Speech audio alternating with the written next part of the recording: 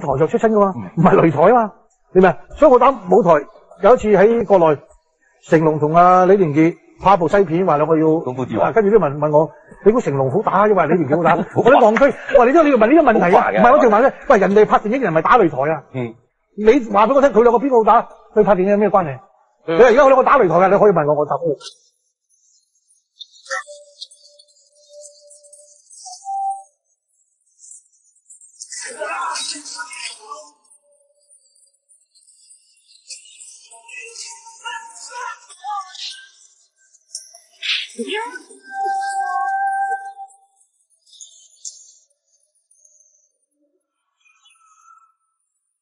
我而家想問喎，真係，你問咩？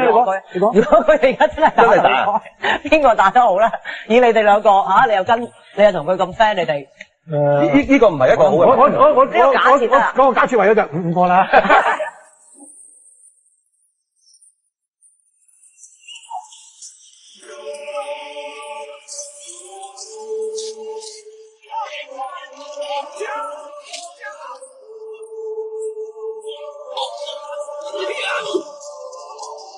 如果在实战的时候，你们俩谁更厉害呢？我很奇怪，全世界到现在一到哪里就问你跟李连杰谁厉害。在美国我就讲，人家问我谁厉害。